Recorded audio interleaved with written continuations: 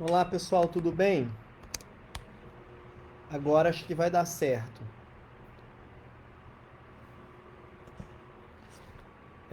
Dê um alô aí quem conseguir entrar.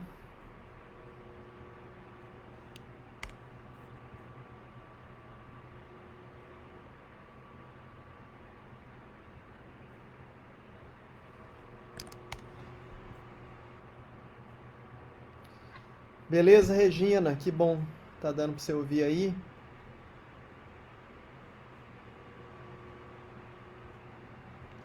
Bom, eu vou continuar aqui porque aí fica gravado, aí vai sendo mais tranquilo. Então, só para falar que a gente tava dizendo disso, que acho que quando a gente interrompeu, né, estava dizendo da ideia de tratar a nação e a nacionalidade como um artefato cultural. Né? Então, o artefato, de maneira geral, o artefato cultural é alguma coisa que o humano produz e retorna sobre o humano produzindo efeitos. Né? Vamos pensar um modelo mais básico que seria, por exemplo, o computador. Né?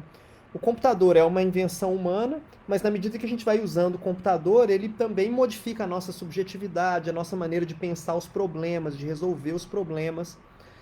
Então, essa é a ideia de artefato da antropologia. A gente poderia pensar a nação da mesma forma. Né? A nação é uma invenção nossa, uma invenção narrativa, mas essa invenção narrativa retorna sobre nós, moldando a nossa maneira de sentir, a nossa maneira de pensar a comunidade, né? A nossa maneira de criar esses laços afetivos comunitários com uma comunidade que é imaginada.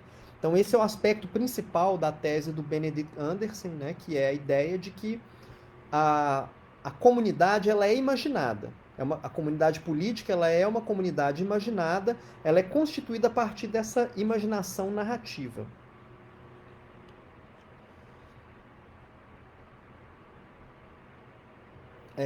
Então, essa ideia, né, de que a nação é uma comunidade imaginada, ela coloca para nós alguns problemas, porque tem a ver com a forma como você vai imaginar, então, essa é a interioridade, o espaço interior da nação e a exterioridade, né? Que é todo o processo de formação de identidade, ele vai, então, de alguma maneira, sofrer influência desse elemento dialético que é quem somos nós, né? Mas para responder quem somos nós, a gente tem que dizer quem é o outro, né? E esse nós se diferencia em relação a qual outro? Que outro? Que outro é esse que vai então estabelecer o parâmetro, né, da nossa própria identidade? Então esse processo, né, de identidade e alteridade, ele também de alguma maneira movimentado, né, nas narrativas literárias, nas narrativas históricas. E é muito importante entender, como eu já falei para vocês, que toda identidade nacional ela tenta se constituir a partir de uma certa homogeneização cultural. Né? Assim, há uma tentativa de construir uma narrativa que possa, inclusive, fornecer os elementos através dos quais você vai estabelecer o sentimento de fraternidade numa nação. Né? Como é que a gente vai se sentir todo mundo igual dentro de uma nação? Né? A partir, então, dessa construção homogênea. Né? Então, somos todos brasileiros, somos todos patriotas, né? Enfim. E, enfim, todo esse discurso, né, de uma certa homogeneização cultural que vai, então, proporcionar essa possibilidade de fraternidade. E é muito importante a gente estudar o nacionalismo hoje, pessoal, porque o nacionalismo ele é decisivo, quer dizer, ele constrói um tipo de sentimento que faz com que pessoas possam dar sua própria vida. Né? Então, assim como hoje, né, tem pessoas que diriam, eu daria a vida pelo Brasil numa guerra, se o Brasil fosse, né, entrasse numa guerra.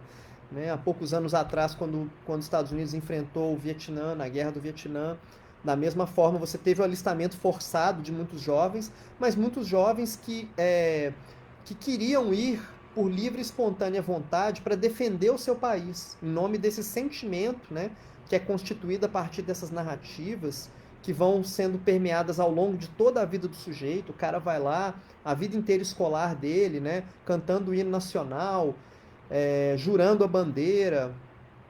E de mais a mais, vocês vão entender que quem já assistiu jogos da Copa do Mundo sabe disso, pessoal. Qual que é o tema dos hinos nacionais? O que a letra do hino nacional fala? Geralmente todo hino nacional, de uma maneira mais ou menos floreada, e nisso a gente tem que tirar o chapéu para o hino nacional brasileiro, porque ele é fantástico, né? Mas todos os hinos, de uma maneira mais ou menos floreada, vai cantar poeticamente, né? Essa ideia de alguém que dá a sua vida pela própria nação, que não foge à luta, que defende a nação com todas as suas forças, né? A sua energia. Então, assim, é muito repetitivo, né? O discurso em torno da nação, se a gente for acompanhar os hinos nacionais. Então você tem, então, né, esse sentido que eu estou falando para você, são narrativas, né? São narrativas que conferem uma unidade. Tem o elemento da língua, que é muito importante, tem os mitos fundacionais dessa nação. E aí isso varia muito, porque, por exemplo, se você pegar um mito fundacional de uma nação como o Japão, é completamente diferente de nações europeias ou nações aqui das Américas, porque o mito fundacional japonês ele é um mito fundacional que passa por uma relação com a divindade, né, da consideração do imperador como um ser divino. E aí tem toda uma cosmologia que justifica isso, e aspectos também da cultura popular, e como que isso vai se dar em outros contextos, né? Então, nesse sentido, o Anderson ele tem uma hipótese, né? O Benedict Anderson tem uma hipótese importante para esse conceito de nação moderna, né? Que se constituiu a partir do século XVIII na Europa, que tem a ver com o declínio do uso do latim. Né? A partir do momento que o uso do latim começa a entrar em declínio, né? Até na própria Igreja Católica, que começou a adotar as línguas nacionais para fazer os seus rituais, isso permitiu uma certa substituição da comunidade religiosa pela imaginação, né, dentro da existência de um tempo que pudesse ser contada uma história humana, porque aí você sai da história divina e vai para a história humana, que é a história das nações, né, para contar então esse mito e essa história nacional. E aí para o Anderson existem dois elementos que são responsáveis pela constituição dessa imaginação do Estado moderno, que é, de um lado, a literatura, as narrativas literárias, e do outro, os jornais, o discurso jornalístico. Né? O discurso jornalístico dentro de uma nação, ele faz isso. Né? Então você está na sua casa aqui em Cuiabá, abre um jornal, você tem notícia de Brasília, de São Paulo, do Rio, né?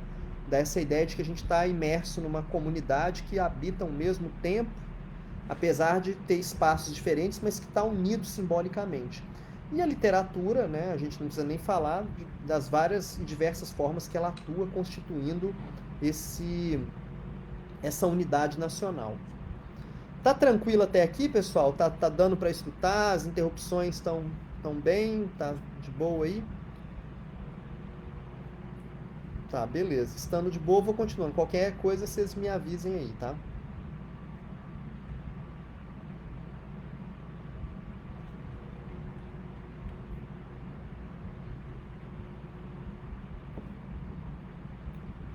Então, uma coisa interessante, por exemplo, é entender o papel da língua, né, nessa questão, né, da produção da identidade nacional, tem a ver com esse controle, né? Se a gente pensar, bom, por que esse continente também enorme, né, como é a América Central e a América do Sul, a gente tem um país como o Brasil, que é esse país imenso falando a língua portuguesa e o espanhol, né, dominando em todos os outros países da América do Sul e da América Central. Isso se deu também às custas, né, vamos dizer assim, de um certo recalcamento também de outras línguas, né? Tanto que o único país, talvez, que reconheceu uma língua indígena como língua oficial foi o Paraguai, né, que adota o Tupi-Guarani, e muitas escolas paraguaias ensinam, né, o Tupi-Guarani, e o Tupi-Guarani é falado nas ruas, né? Eu acho que talvez agora o Estado plurinacional boliviano também tenha, nesses últimos anos, né, resgatado o Aymara, né, enfim. Mas que é interessante notar que existe esse domínio, né, da língua oficial para constituir a unidade da nação. No Brasil não foi diferente. Se vocês estudarem, por exemplo, a história do Brasil com relação ao ensino, né, educação, no ensino da língua portuguesa, tem capítulos assim bizarríssimos, né? Por exemplo, o Brasil já promulgou leis, né, do próprio Ministério da Educação, se eu não me engano, na época, para proibir o ensino de outras línguas nas escolas públicas. Então, os imigrantes japoneses, por exemplo, não podiam ter aula de japonês nas escolinhas que eles faziam. Eles tinham que ensinar o português, se quiser aprender o japonês em casa, mas mesmo assim não era muito bem visto. O mesmo acontecia com imigrantes alemães também. Né? Então, existe esse veto, né, sobre a língua com a justificativa de manutenção da unidade nacional. Então, o Stuart Hall, né, naquele texto, né, que a gente leu sobre ele, na nossa segunda aula, ele fala também das culturas nacionais. Né? Ele vai dizer o seguinte, que as culturas nacionais, elas não são compostas apenas de instituições culturais, mas de um conjunto de símbolos, de representações, né? Uma cultura nacional é um discurso, um modo de construir sentido que influencia e organiza tanto nossas ações quanto nossas concepções que temos de nós mesmos. Isso fica muito óbvio quando a gente dá qualquer viajadinha, né? Assim, aí a gente vê o outro brasileiro, a gente, nossa, é assim que o brasileiro se apresenta, a gente, nossa, eu sou brasileiro também, olha aí como é que o outro me olha, né? Como é que eu me percebo nessa relação com o outro, né? Então, as culturas nacionais, ao produzir sentidos sobre a nação, sentidos os quais podemos os identificar, né, constroem identidades. Esses sentidos são contidos nas histórias que são contadas sobre a nação, a memória que conecta o seu presente com o passado, imagens que delas são construídas. Então, o Stuart Hall está mostrando para nós isso tudo que a gente está falando, né, assim, mais ou menos corroborando essa ideia.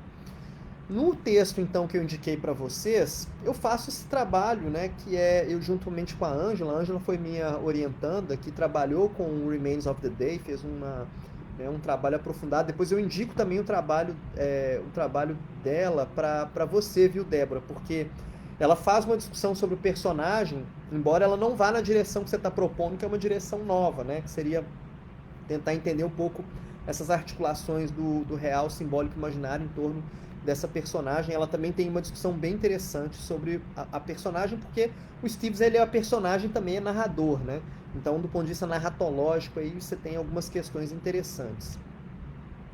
Mas, voltando ao nosso tema, mas também não fugindo dele, né? Porque o que vocês vão ver em Remains of the Day, quem leu ou quem vai ler? Que o Remains of the Day, ele faz uma certa paródia na qual o personagem principal, o narrador, é como se ele estivesse vocalizando a própria memória nacional. Né? É como se o próprio esquecimento desse personagem, que é o mordomo, que é o Mr. Stevens, que se esquece, né? Ou que, na verdade, passa pano ou negligencia o fato da participação do chefe, do patrão dele, né, como colaborador nazista, é como se uma parte da própria história dessa nação chamada Inglaterra também esquecesse, né, um certo flerte que a Inglaterra teve também com o nazismo e com o fascismo numa determinada época, né? Como se ela também tivesse, né, ali numa tentativa de recalcar esses aspectos da narrativa que ela faz, né, sobre a sua história nacional. E aí, nesse artigo, eu abordo um conceito, né, que é um conceito interessante proposto pelo Homi Bhabha, que é a ideia de contranarrativas. Né? O que são essas contranarrativas? São justamente essas narrativas que vão perturbar a manobra ideológica que totaliza e confere identidade e unidade às comunidades imaginadas. O que é a contranarrativa? É a que vem para quebrar essa unidade nacional. Então, assim, enquanto toda a narrativa do Brasil, né, do Exército Brasileiro, por exemplo, vai construir a ideia do Exército Brasileiro valente, soberano, por exemplo, aqui na América do Sul, aí você vai ter, por exemplo, o elemento, né, de um episódio histórico incômodo, que é a Guerra do Paraguai, né, na qual o Brasil já tinha arrasado com o exército paraguaio, mas resolveu continuar uma guerra. Não sei se você sabe, inclusive o Duque de Caxias, ele abandona o campo de batalha porque ele acha que não tem mais condição de continuar uma guerra. Né? Mas aí o Dom Pedro falou que a guerra só acabava quando eles capturassem, né, o líder paraguaio, que é o Solano Lopes. Então o exército brasileiro e a nação brasileira tem esse episódio extremamente vergonhoso na sua história, que é o fato de ter empreendido guerra contra crianças e mulheres, né? Então eram soldados com armas que guerrearam contra crianças e mulheres com paus e pedras, né? Em algumas cidades paraguaias. Então são questões, por exemplo, que não vão aparecer muito, que vão aparecer de uma forma muito mitigada no discurso oficial histórico a respeito da nação brasileira, do exército brasileiro, né, e da soberania brasileira. Então, a história da Guerra do Paraguai, dependendo da forma como ela for contada, ela é uma contranarrativa em relação a essa história, né, oficial, nacional, sobretudo que a gente está assistindo hoje, né, pessoal? Todo um revisionismo, uma tentativa de recontar a história do Brasil, como se, né, o que não houve ditadura, né, não houve golpe militar, houve uma contra-revolução. Quer dizer, é uma tentativa de construir uma manobra ideológica para formar uma certa identidade, né? Uma comunidade imaginada, mas que na verdade diz respeito a uma identificação de uma parcela específica da população brasileira e não de todos os brasileiros, né? Tem um grande campo de exclusão aí de outros brasileiros, né? Que vão ficar de fora, obviamente, desse modelo e dessa manobra ideológica. Mas, enfim, essas contranarrativas, então, elas são, na visão do Baba, marcadas, citando o Baba, né, marcadas internamente pelo discurso de minorias, né? São como se as contranarrativas são quando a minoria ganha voz para poder contar o lado delas da história, né? Então, por exemplo, seria a história dos indígenas, seria a história dos negros aqui no Brasil, que vão propiciar essas contranarrativas, né? Por isso que, por exemplo, o Quarto Despejo de Maria Carolina de Jesus é uma contranarrativa, né, do ponto de vista da literatura bem formada e bem nascida, né, que forma ali, né, a identidade nacional brasileira literária, né? E são histórias heterogêneas que vão disputar essa autoridade, né? Essa autoridade em relação a quem tem o poder de contar a história.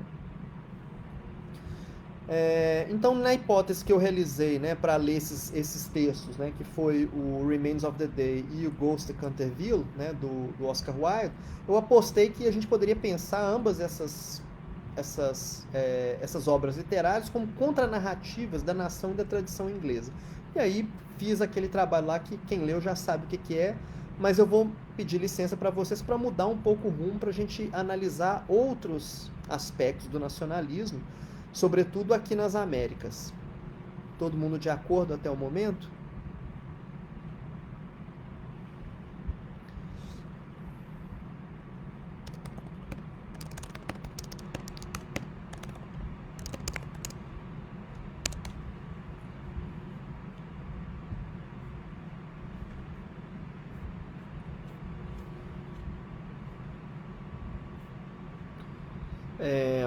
Beleza, então vamos lá, continuando. Por que eu queria mudar? Para a gente pensar aqui a nossa questão, né? A questão da América Latina, da América do Sul, né? Enfim, a América do Norte tem suas particularidades, mas em vários aspectos, né? Assim, interessa mais para mim tentar entender isso que a gente tem de comum, né? Nesse Sul global. E aí eu queria falar para vocês de um fenômeno, né? Também relacionado aí a um trabalho que eu orientei, que eu fui ter contato em 2015. O PPGEL recebeu como aluna intercambista, né, do OEA a Carolina Fernanda Restrepo, que ela atualmente está fazendo doutorado lá no Espírito Santo, e ela é uma pesquisadora colombiana que veio aqui para o PPGEL para fazer o mestrado com a gente. Eu tive o prazer e a alegria de orientar o mestrado dela, e ela trouxe vamos dizer, uma festa, né? Que inclusive é uma festa muito curiosa, porque a festa é uma festa realizada na Colômbia, na cidade de Rio Sucio, né? No departamento de Caldas, né? A Colômbia é dividida em vários departamentos. E lá nesse departamento de Caldas tem essa cidade de Rio Sucio, Quebra-Lomo, fica tudo ali pertinho uma da outra. E você tem o Carnaval de Rio Sucio, que está no Guinness, no livro Guinness, tá, gente, dos recordes, como a maior festa do mundo, no sentido temporal, porque o tempo todo da festa, a festa acontece a cada 2 anos e ela envolve uma temporalidade que dura 6 meses. Não é que durante esses 6 meses as pessoas estão fazendo festa todo dia, mas durante esses 6 meses você tem diversos acontecimentos importantes que vão produzir a festa, né? E o carnaval mesmo é praticamente um mês de carnaval inteiro, né? E aí você tem essa parte preparatória, né, dessa parte anterior aí, que ocupam esses 6 meses, que são a produção dos decretos e a produção de textos literários. Esse carnaval ele tem toda uma encenação teatral que é feita por meio de versos, né? São textos rimados, né? E esses textos eles encenam basicamente a comunicação do diabo, é o carnaval do diabo, ele também, se vocês buscarem na internet, ele foi conhecido como Carnaval do Diabo, também posso colocar na comunidade, tem um documentário do Vice, muito interessante, sobre o Carnaval do Rio Súcio. E aí, queria chamar a atenção para vocês, porque assim, o que acontece nessa festa, né? Você tem essa festa como uma tentativa, quase que uma solução de compromisso aí, uma tentativa inconsciente, na verdade. Inclusive a Carolina está ela está nessa comunidade, né? Mas ela não está aqui agora para poder conversar um pouquinho com a gente, porque é muito interessante notar esse aspecto, né? Como se a comunidade ali inconscientemente encontrasse uma forma, né, de procurar fornecer uma certa coerência, uma certa unidade e um certo apagamento dos seus conflitos através da festa do carnaval. Então vou contar para vocês rapidamente como se dá o carnaval em Rio Súcio, até para que, né, a gente tenha os psicanalistas no grupo para entender um pouco dessa abordagem literária e cultural da psicanálise, que a psicanálise nos ajude a pensar também essas produções sintomáticas da nossa cultura, né? É claro que é uma festa linda também, tá, gente? Tô dizendo assim que a gente pode reduzir tudo à condição de sintoma, mas vocês vão entender por que eu tô chamando ela de sintomática, tá? Então, essa festa, ela surgiu oficialmente em 1915, mas ela resulta de outras festas, de outro acontecimento. Então, você tem um povoado chamado Real Minas de Quebra-Lomo, né? Que eram minas, né? Minas de prata, minas de diamante, minas de ouro. E aí nessa comunidade, né, no século XVIII, era realizada uma série de festas, né? Festas dos Reis Magos, a festa da mulata, e aí era como se cada grupo racial realizasse festas separadas, né? Os Reis Magos para os espanhóis, para os brancos, né? E a festa mulata para os negros, né?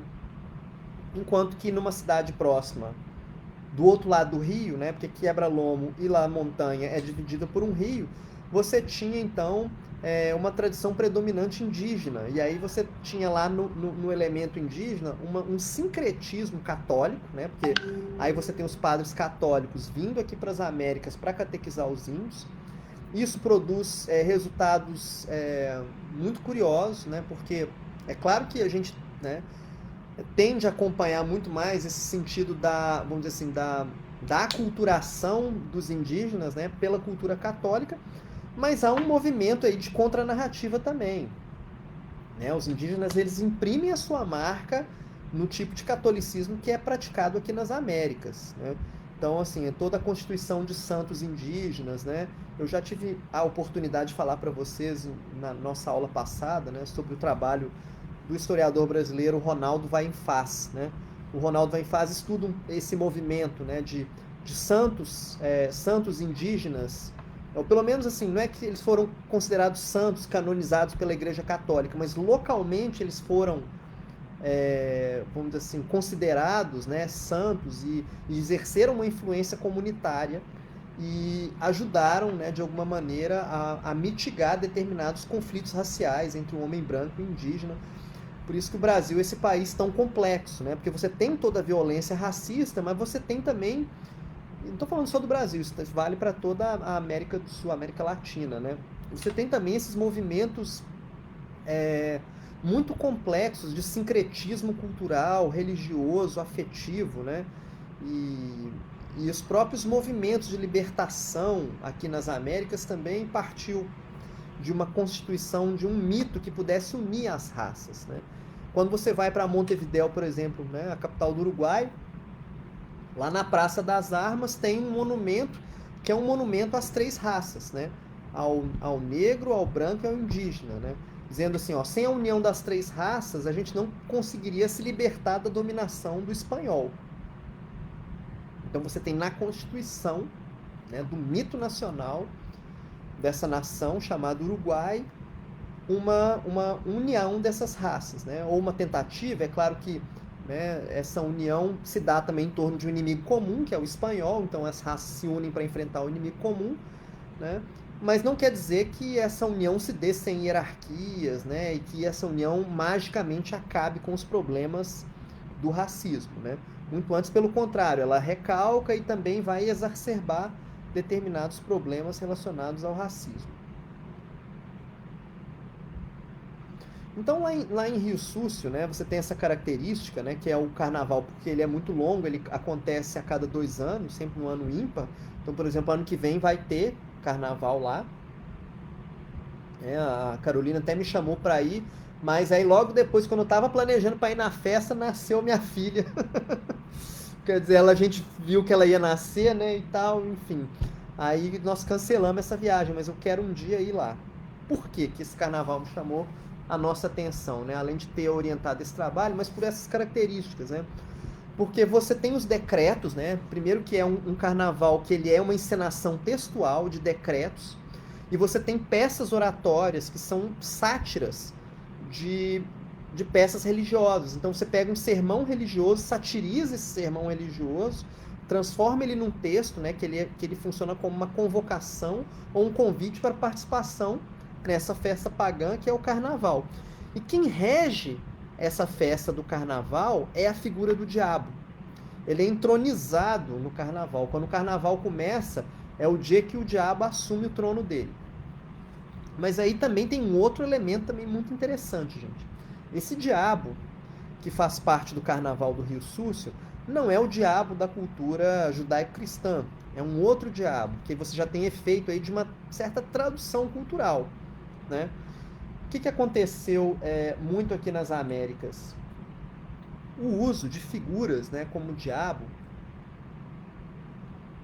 na tentativa de dominação dos indígenas.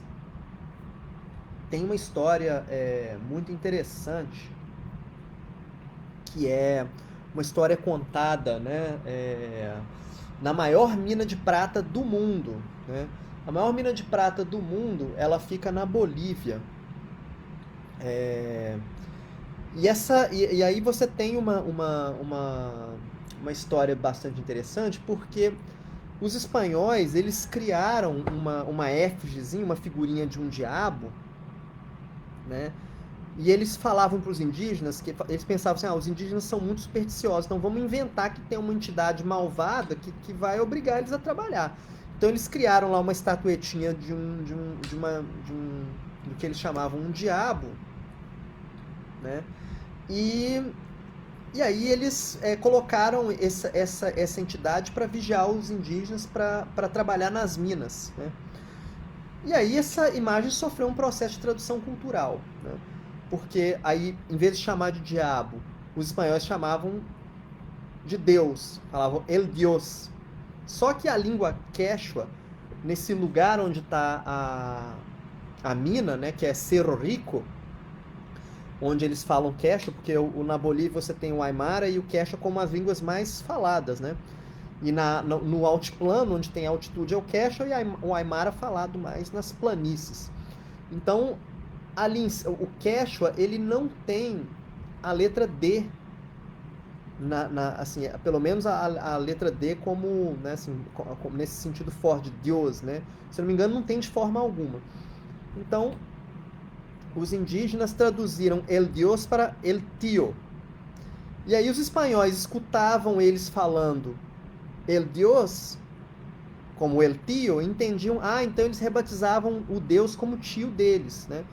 E aí, nesse processo de retradução, os indígenas que iam trabalhar na mina faziam um ritual, né? Que eles mascavam folha de coca, ofereciam folha de coca para essa estátua que ficou conhecida depois como El Tío. Então eles realizaram esse trabalho de uma tradução cultural, né, desse elemento que foi dado a eles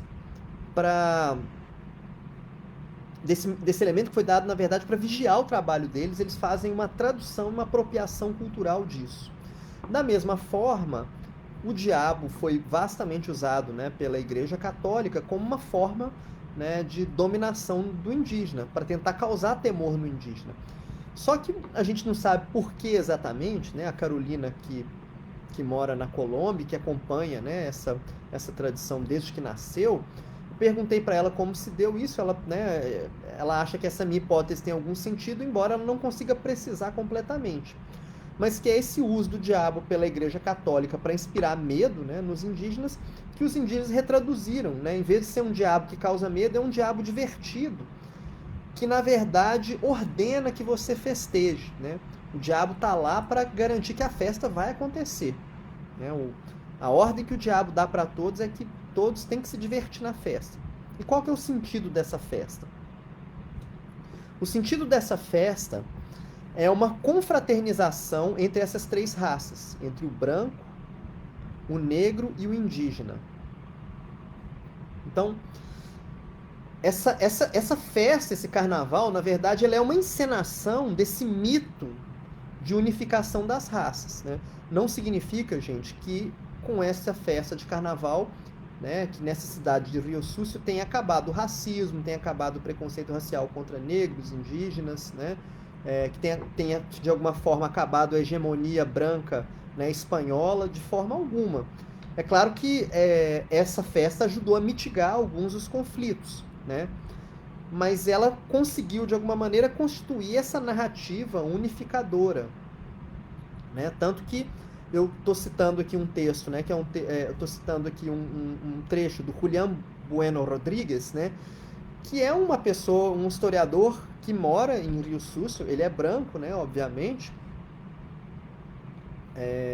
Estou falando obviamente porque pela forma como ele narra, né? Quer dizer, ele narra ali num certo, vamos dizer assim, ele narra a partir de um grande otimismo, sabe? Como se de fato Rio Súcio tivesse conseguido suceder essa tarefa de acabar com as tensões raciais e se estabelecer como uma comunidade triétnica, né?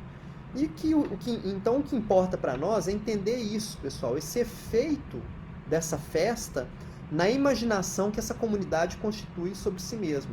Por isso que o trabalho do Benedict Anderson é tão importante para a gente, porque quando ele fala de comunidade imaginada, ele está falando disso, né? Quer dizer, quais são as festas, as narrativas, os rituais que fazem com que uma comunidade possa se enxergar como uma coisa única, né? Não é muito diferente do carnaval no Brasil. O carnaval no Brasil, essa festa, né, do carnaval no Brasil, que não é simplesmente uma festa, né, assim, que acontece ali nos 4 dias, mas assim, é essa festa que na verdade articula toda uma ideia de nação mesmo, né? Da onde vem o samba, né? O samba é uma música, é um estilo musical exclusivamente brasileiro, né? Ele vai bebendo das várias influências brasileiras. Ele está no Rio, ele está na Bahia, ele está no Nordeste, né? E aí tem esse mistério do samba também. A gente não sabe exatamente onde é que o samba surge, né? Mas enfim. E aí a partir de 1912, né? Você tem então essa constituição dessa festa. Peraí que eu vou precisar de botar o carregador.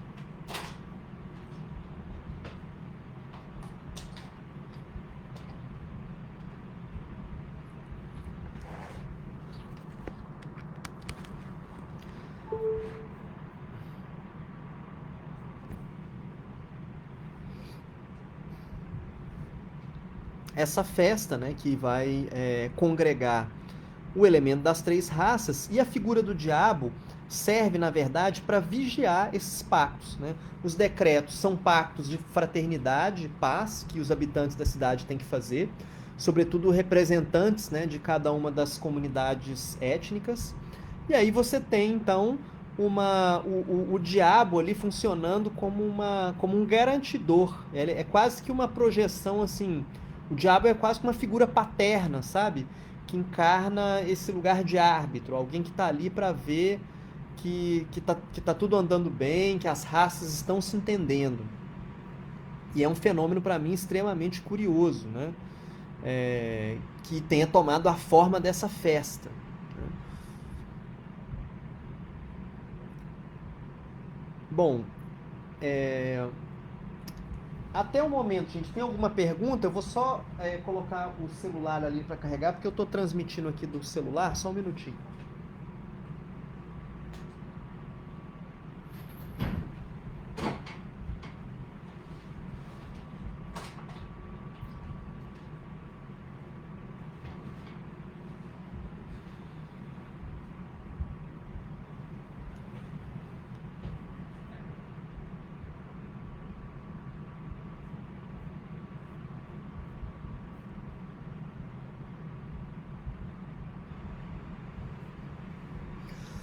Tá tudo certo aí, pessoal? Vocês estão? Tá, beleza. Todo mundo escutando, beleza.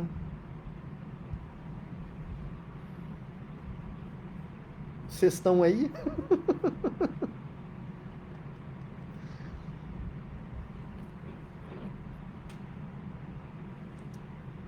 Bom, então, para a gente compreender um pouco essa ideia, né, que eu estava falando para vocês da comunidade imaginada, eu tomei esse exemplo do carnaval de Rio Súcio, né, do carnaval e da literatura matatinesca.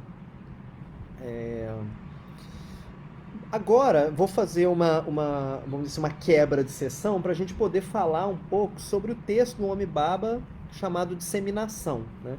Vou falar sobre esse texto para a gente poder fazer essas articulações, então, com essa ideia do nacionalismo e já entender um pouco alguma coisa que eu quero antecipar aqui para vocês de um pensamento que a gente também precisa desenvolver, que isso não está pronto, está acabado, que é como que se dá a constituição de discursos, né, sobre a unidade nacional no Brasil hoje. Né? Se por um lado, né, na Colômbia houve o desenvolvimento, então, dessa festa, né, que mesmo que com todas as contradições possíveis, é uma tentativa, né, de uma solução não violenta. Ao passo que no Brasil a gente está fazendo algo hoje, pelo menos, que é muito diferente disso, que é assim, adotar um certo modelo, né, um projeto de nação, pelo menos é o tipo que está hegemônico, que está governando no momento, que exclui as outras possibilidades de identidade nacional. Né?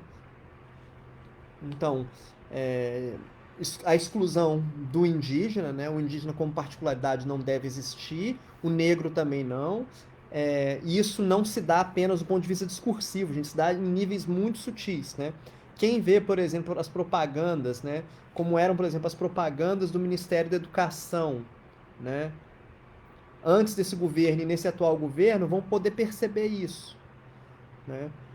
Que é a utilização, por exemplo, de propaganda, que você tem lá uma propaganda sobre educação, falando de educação, Brasil, um futuro melhor, e você coloca as crianças, e são só crianças brancas. Claro, as crianças brancas também são parte do Brasil, mas você vê isso, né? Quer dizer, que no próprio discurso imagético, né, desse governo, né, você já tem aí o efeito de exclusão operando. Né? Não é à toa que a representatividade ela vai sendo pensada não só do ponto de vista do discurso escrito, falado, mas nos vários discursos, no discurso imagético, né, e tudo mais. Então, isso está refletindo também um certo projeto de nação, de identidade nacional, né? Como é que uma criança negra vai olhar, por exemplo, essa propaganda do Ministério da Educação e vai se identificar como sendo parte desse Brasil, né? Enfim, são questões aí, são problemas que a gente vai levantar, porque o problema da nação, no fim das contas, tem a ver com o problema da identificação, né? Da constituição desse imaginário que te faz sentir que você pertence a algo que é maior do que você, né? E que no caso aí é a nação. Né?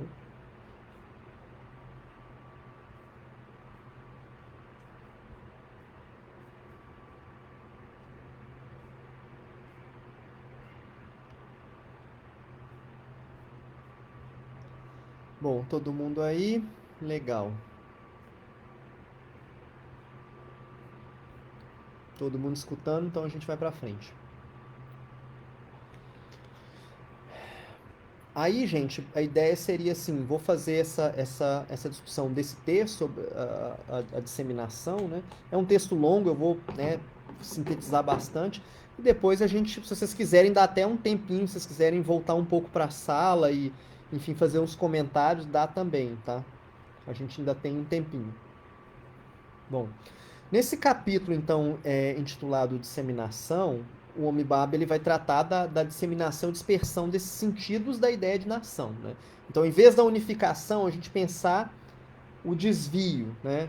A divergência, um pouco dentro daquilo que eu falei com vocês na aula passada sobre a mímese, né? O perigo da mímese dentro da sociedade colonial, que é o colonizador precisa que o colonizado imite, né? Faça mímese da estrutura da metrópole, mas essa estrutura é ameaçadora porque ela gera uma disseminação de sentidos, uma certa dispersão não prevista daqueles sentidos, né?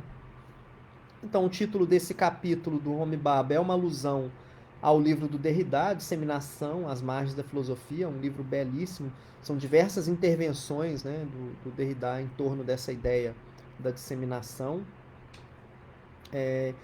Inicialmente, ele vai tratar, então, esse aspecto metafórico da nação. Então, assim como essas discussões são, na verdade, complementares, né? O Benedict Anderson está falando da comunidade imaginada, né? dessa imaginação que a gente tem que ter para constituir a nação. E o Baba vai dizer, vai puxar isso para os termos propriamente linguísticos, né? Ele vai chamar a atenção para o aspecto metafórico da nação. E é claro que a metáfora é, vamos dizer assim, o suporte de uma determinada imaginação dos signos, né? O Roland Barthes tem um texto muito legal chamado A Imaginação do Signo, que está em Crítica e Verdade, e ele vai falar como que cada signo abre uma possibilidade de imaginação.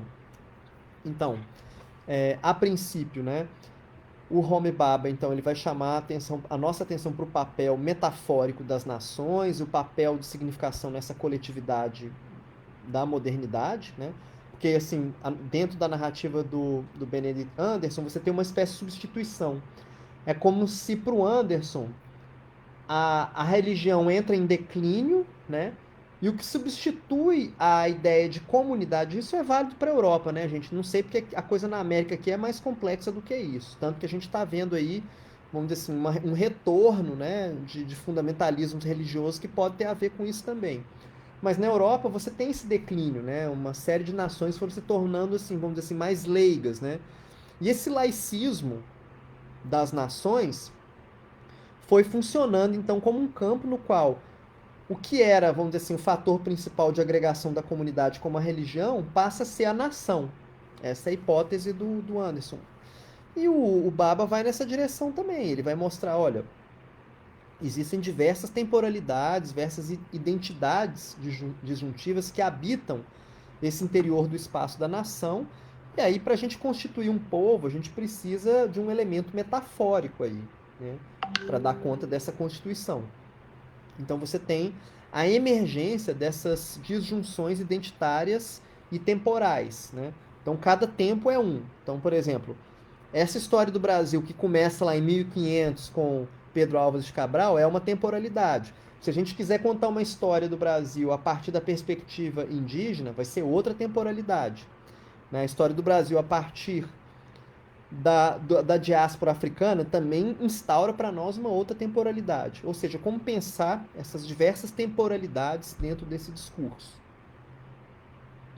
Né? Então ele vai falar que a cultura da nacionalidade, Homi Bhabha, vou ler um trechinho porque ele fala de um jeito que eu não vou conseguir falar melhor.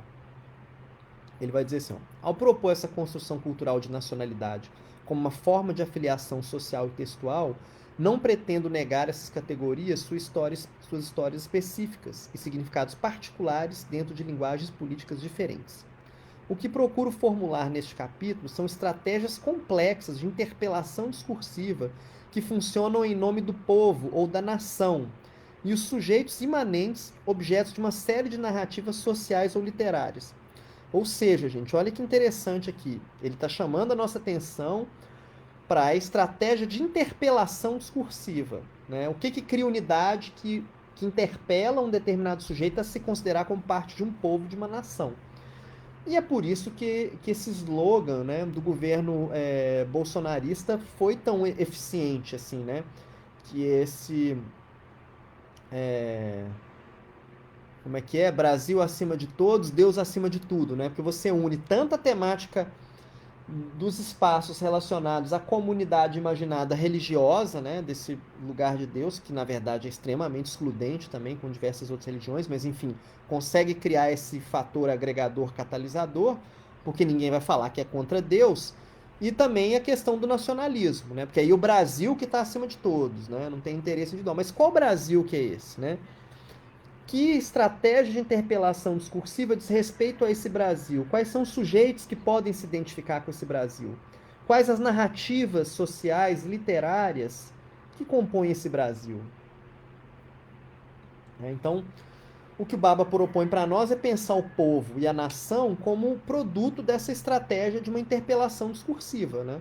Esse povo do Brasil acima de todos é um povo, né, específico que vai ser produzido a partir de uma certa estratégia de interpelação discursiva, né? Que aí tem um caráter dinâmico, enfim, tem formas de agenciamento, interpelação, né? Então, nesse sentido, é importante atentar para essa palavrinha aí, para esse elemento, a interpelação, gente. Como é que os discursos sobre a nação, né? Então, o que ele avança em relação ao... O Homi Bhabha avança em relação ao Benedict Anderson, porque ele vai se preocupar com esses processos de interpelação. Outra coisa importante que ele chama a nossa atenção, estou pulando um pouquinho, é que o povo, ele emerge como uma comunidade imaginada, que é, de um lado, objeto de uma pedagogia, para que possa reproduzir suas formas, e de outro, ele é sujeito de um processo de significação, ou seja, há um templo duplo aí para o povo, né? Só para a gente entender. Como que o povo é objeto de uma pedagogia? De todas as formas que vocês imaginarem, pessoal, assim, né? Nas nossas escolas públicas, há bem pouco tempo, você tinha uma disciplina chamada Educação Moral e Cívica, ou seja, que é educação moral e cívica nada mais é do que uma certa aplicação pedagógica desse sentimento de nação, né? Que é inculcar, através da educação, uma certa imagem de comunidade, uma imagem de povo, né?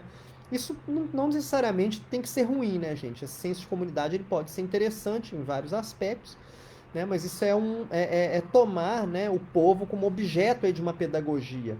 Ensinar o povo o que é ser brasileiro, ensinar o povo brasileiro sobre a sua própria história, né? Então você tem toda essa pedagogia, né? E essa pedagogia não é uma pedagogia assim tranquila, não, gente, assim que existe só de uma forma oficial. É uma pedagogia que está em disputa, né? Hoje em dia a gente está assistindo essa disputa nesse atual governo, que é o próprio ministro da Educação representa isso para nós hoje, que é um ministro que tem uma determinada visão da história, né? Por exemplo, o cara que foi, né, o cara que no governo atua lá na Fundação Palmares, né?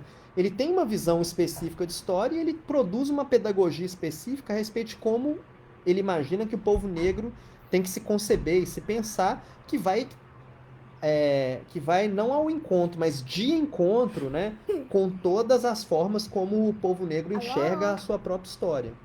Com quem você tá falando? Ó, vou mostrar as pessoas com quem eu tô falando. Tá aqui, ó. Todo mundo que eu tô falando aqui, ó. Quem tá? O papai vai trabalhar aqui mais um pouquinho.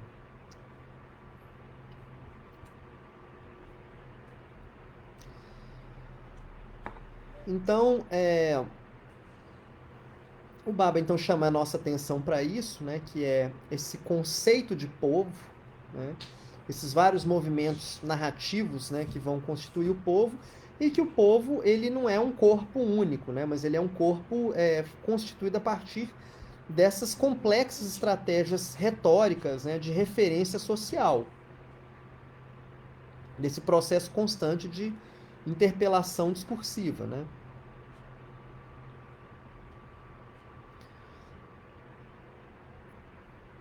E aí o Obaba vai chamar a nossa atenção para algo muito interessante. Eu gosto muito dessa distinção dele, utilizo essa distinção no artigo que eu produzi com a Ângela, que é a ideia de que você pode pensar basicamente duas formas de interpelação do povo, que é uma interpelação pedagógica e uma interpelação performática. O que seria uma coisa ou a outra, né? O processo de identidade constituído pela sedimentação histórica é o pedagógico, né?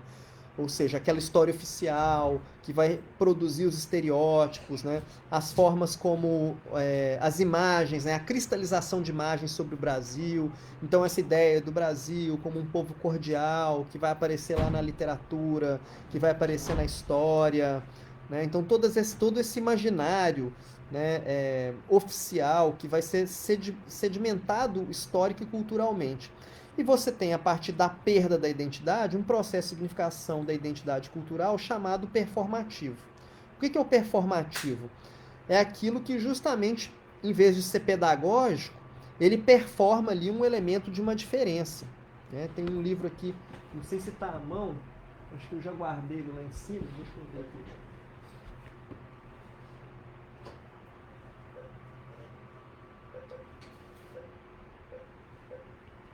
Não, já... Opa, peraí. Já foi lá para cima, mas é o seguinte, o livro é a Crônica da Casa Assassinada. E é um livro que vem justamente constituir uma imagem absolutamente distoante da imagem que os mineiros têm sobre si mesmos, da cordialidade mineira, né? E isso também, claro, está refletido na identidade social brasileira, mas estou chamando a atenção especificamente para esse romance como um exemplo aí de perda dessa identidade, desse processo de significação cultural que está relacionado ao performativo.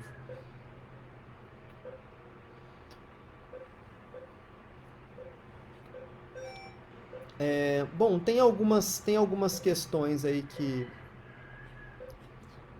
a gente ainda poderia abordar, mas para não ficar muito longo, eu só queria fazer um breve comentário para depois interromper e se vocês quiserem a gente voltar um pouquinho para a sala, que é para falar um pouco dessa situação do nacionalismo no Brasil, né? Enfim, a gente está assistindo hoje, né, um movimento muito intenso, sabe? Um movimento de intensificação dessa disputa das narrativas culturais. E essas disputas de narrativa têm a ver com narrativas de um passado não muito distante. Então, por exemplo, toda a disputa narrativa em torno do que foram, né, do que foi, por exemplo, a época da ditadura militar, do golpe militar, né? Há uma disputa narrativa no sentido de oferecer uma outra versão, dizer que na verdade foi uma contra-revolução, né? E, enfim, de mostrar que a ditadura pode ter tido aspectos positivos, né?